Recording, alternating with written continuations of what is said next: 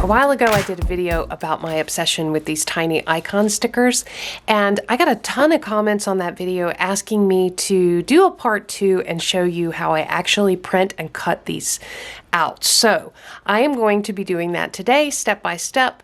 Once you've created these, now how do you print and cut them using the Cricut? So go grab your planners and let's get planning.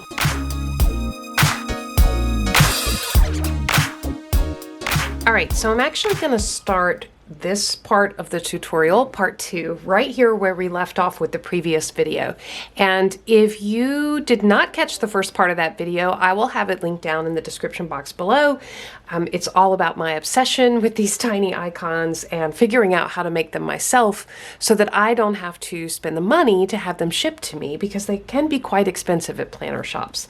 So here's an example of TV and movies. This is a tiny icon sheet that I made, and I'm not going to go into details about how I did this part. Again, go back to that previous video. But now let's talk about once you have it downloaded. So we go to share, we download it, we save the file to our computer. Now we're ready to jump into our cutting software, our sticker making software. Now, you absolutely can print these out and cut them by hand. That is not what I'm going to be going over today. I'm going to be going over how to use Cricut software and Cricut Design Space to actually create stickers from these. All right, so now I have my Cricut software open and I am ready to bring in that tiny icon that I created. So I'm actually going to go to a canvas and start with a blank canvas. Now I'm going to go to upload, which is down here on the left. So I'm going to click upload and I'm going to upload an image, and I can just drag. So I'm going to go to my folder where I have saved this tiny icon that I downloaded from Canva, and I'm going to drag it into the Cricut upload space. All right, so there's my image. I have some select image type. I always select complex, and the reason why is because I'm going to get the best colors, I'm going to get the best background, I'm going to get the cleanest image by selecting complex. So whenever I'm working with planner stickers, I always select complex. And then I hit continue. And now I've got this background remover, which is perfect because, as you remember, we purposely made the background a bright color like a green or a yellow because we wanted to remove it. So I'm going to zoom in a little bit so I can see this, and I'm actually just going to click right in the green space, and boom, my background is gone. And I can even look, one of the tools I really like to use at this stage is to preview the cut image. So I click that, I can see that everything is very clean lines, and I can tell where the Cricut's going to cut. That shows me the shapes that the Cricut is going to cut. All right, so this is ready to go. I'm going to hit apply and continue. One word of caution, if you do this step and there are some parts of the stickers that actually get removed, that means your background color was a little too close to the sticker color. So what you want to do is make sure, that's why I made the background in Canva a really, nasty bright green, because it makes it very easy for Cricut to recognize that as background and remove it. Okay, so now I'm going to hit apply and continue, and it's asking me what type of image am I wanting to create here. Am I wanting to just cut something out, or am I going to want to print this and then cut it out? And for stickers, I want to print and then cut. If I had like a vinyl that I was just wanting to cut a shape out of some holographic vinyl, which I love to do that, then I might choose cut image. But because I'm actually doing stickers, I'm going to print and then cut the image. So I select that, and you can tell it's selected by the green line around the outside, and then I hit upload. So that has prepared my image minus the background to be added to my canvas. So I am going to add this tiny icon by clicking on it and hitting add to canvas. All right, so now it's on my canvas and it's really big. It's much bigger than what we wanted to create. All right, if you remember, we actually made these in Canva to be 2 inches wide by 3.5 inches tall, because that is the typical size of a business card or a card that we could fit into our planner pockets if we wanted to. So that's the size we want it to be. And right now I can tell this is 3.9 inches wide by 7.2 inches tall. Way too tall.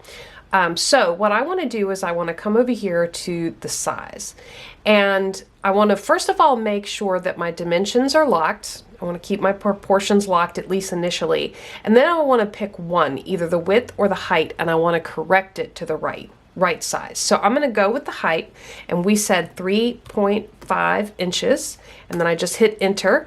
Now that's looking a lot more correctly proportioned. I can see though it's still a little off, and this is just something that happens in the translation between Canva and your computer and Cricut. So I'm actually going to unlock the proportions, and I'm going to fix this to make this 3.5 inches high and 2 inches wide. Then I'm going to relock the proportions, and now that is exactly the size as I designed it. All right, so the Cricut printing dimensions, what can you actually print out and cut with the Cricut? So I have a Cricut Explorer Air 2. That's what I'm going to be referencing here.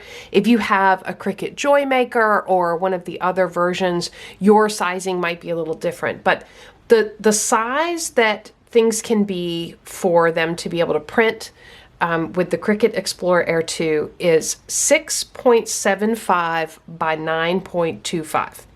So that's the space that I can fill, 6.75, which is about right here, to 9.25, which is about right here. All right, so I can actually print multiple versions of these, and I won't go through the process to remove the background and all of that for other ones, but I do have, because I've been making these, I do have some of these already available, so I'm going to flip over to there and grab a different one. So here's one I uploaded for my daughter's volleyball. So I can add that to Canvas, and then here's one I did for like YouTube videos. I'll add that to Canvas, and then maybe let's do, this one is a suitcase, so I'll add that one to Canvas. Okay, and now I'm going to go and view what I've added to the canvas, and it looks like a complete mess. So I'm gonna, just by clicking my mouse and dragging across these items, I can highlight them. I'm gonna move them over here. I'm gonna shrink them all down a little bit and deal with them one at a time. So here's the suitcase one. Again, you can see the dimensions are way off. I'm gonna fix that, 3.5. And it's, again, a little funky. So I'm gonna unlock the proportions and bring that up to 2. All right, so now I have that one. And then let me grab the YouTube one. So again, we're gonna fix the dimensions, 3.5, unlock the proportions, bring that to 2, lock them back again. And I'm gonna line this up right beside it. Now you can zoom in if you want to see a little closer to make sure, you know, things aren't overlapping. You want to make sure things are not overlapping, because you don't want them to cut, you know, like double cut through each other. So I'm lining them up side by side, but making sure they're not overlapping. And this one is a little close too, so I'm going to bring it down a little bit. All right, and then I have my last one here. I'm going to bring this over and fix the dimensions, 3.5, enter, unlock, bring that up to 2, lock it back again. And I'm going to put this down here, and those are lined up really well, and so I have 4. So let me zoom back out again, and I can see that I still have plenty of room here. So I can go all the way down to 9.25, and I can also get a quick look at how big everything is together just by highlighting everything. If I highlight everything together, I can see my total width is a little over 4 inches and a little over 7 inches. So I've got some more room to play with. So I'm going to make a lot of YouTube videos. So I'm going to click on this, right click on it, and hit duplicate. And that gives me another one that I can put right beside here.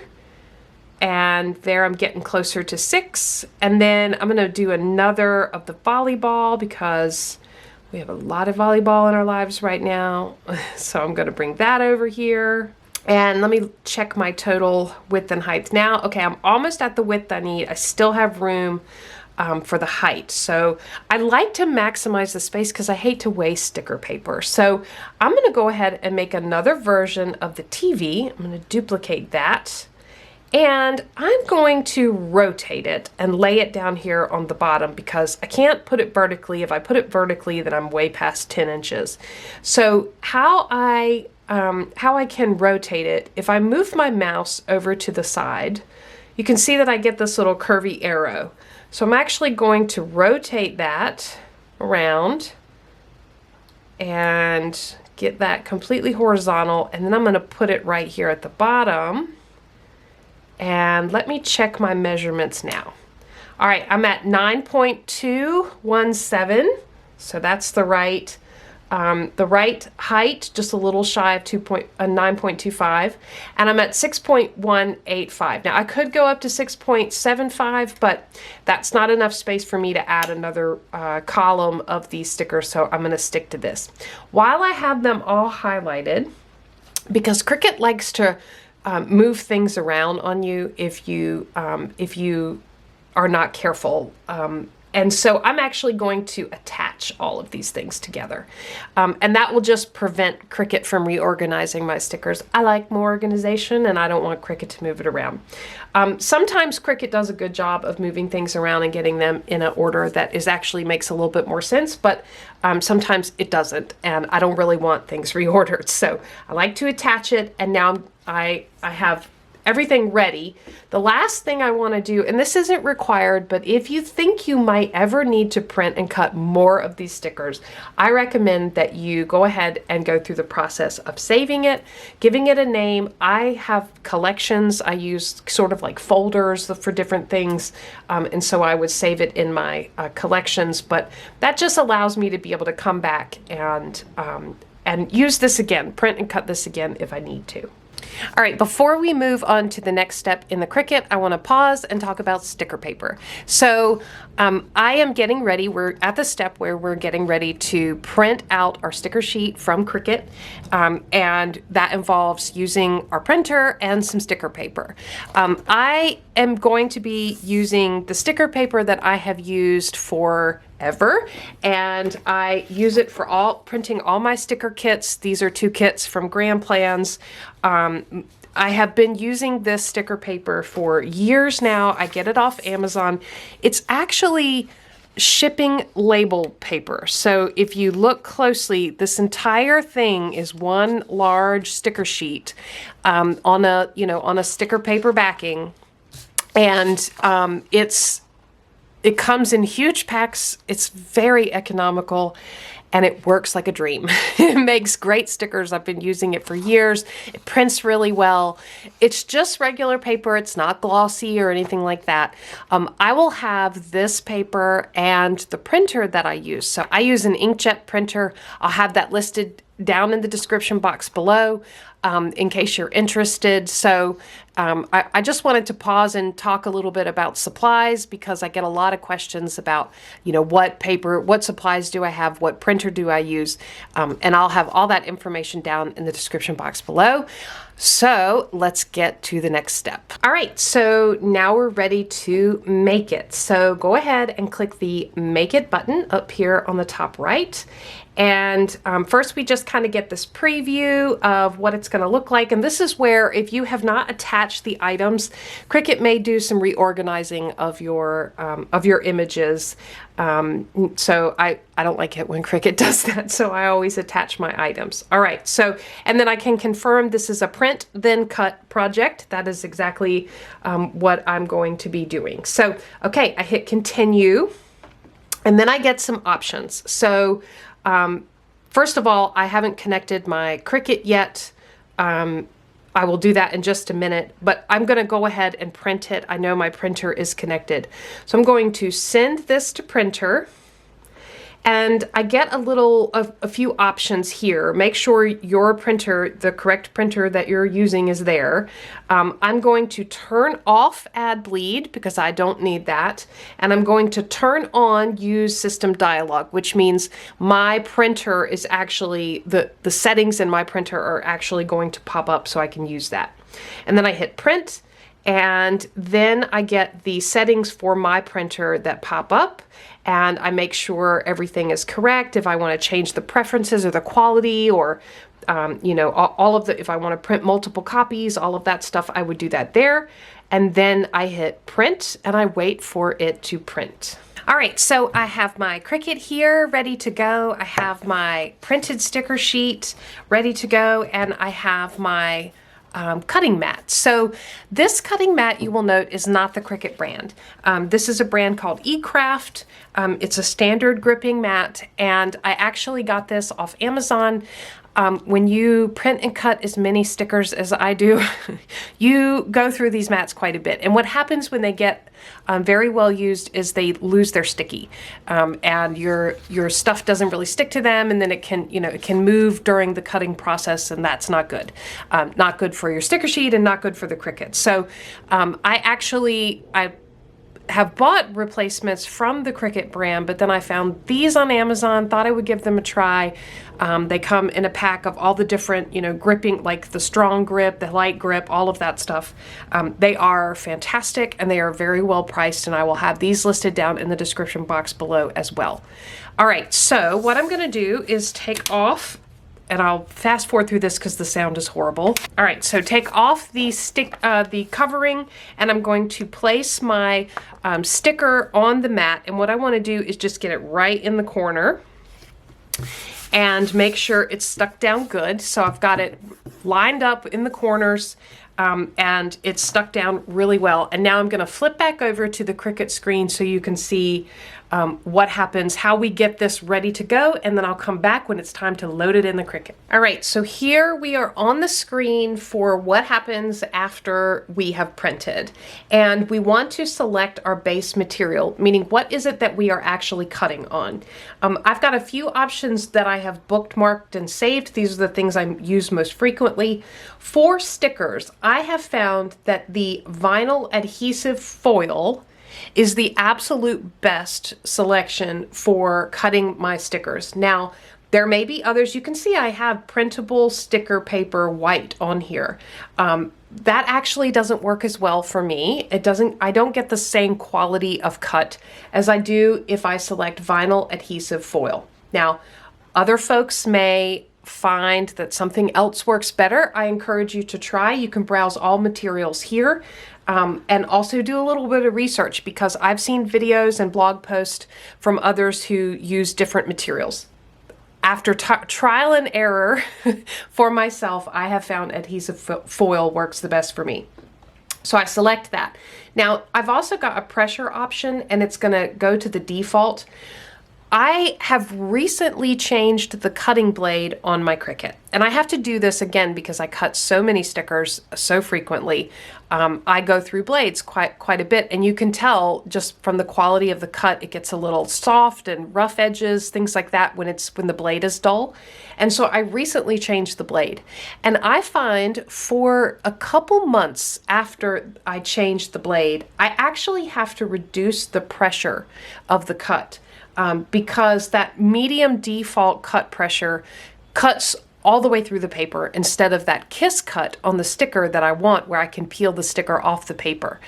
So I actually have to do that just for a couple months until the blade wears in a little bit.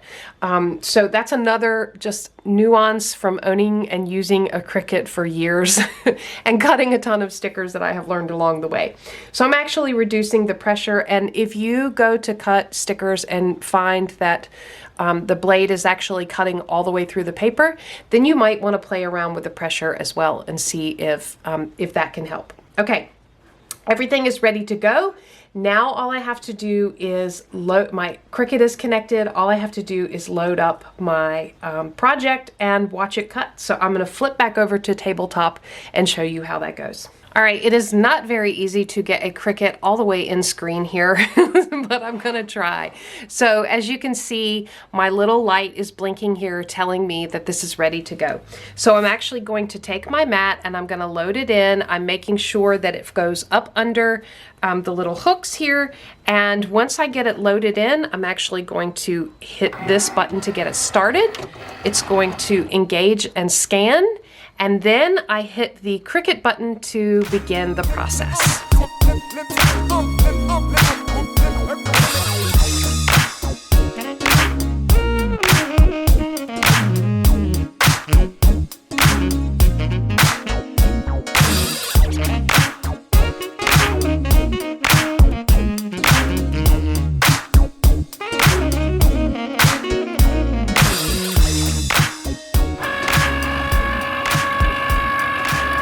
So you can see this little guy is over here blinking. I'm going to unload that from the Cricut and kind of slide the Cricut out of the way here so that we can deal with our mat of icon stickers. Okay, so it's all cut. It looks great. I'm going to flip the mat over and roll it back on itself and actually remove the mat from the stickers. This will prevent my stickers from curling, because if I try to peel this off of this sticky mat, it actually makes the paper curl. And so I'm gonna curl the mat and roll it off of the stickers and shoot my mat over here. So that gives me a nice flat sticker sheet when it's all said and done. And now, let's zoom in here and take a look at our icon stickers. Aren't they so cool? So the last step is to cut them out. And so the first thing I'm gonna do is grab some scissors, and I'm cutting somewhat carefully, but not too carefully. You could certainly use a paper trimmer if you wanted to be even more exact with this and get, you know, them the perfect size. But I'm not that concerned about it. I just want to get that general 3.5 by 2 shape so that they can fit in my planner cards or planner pockets. So let me finish cutting these out.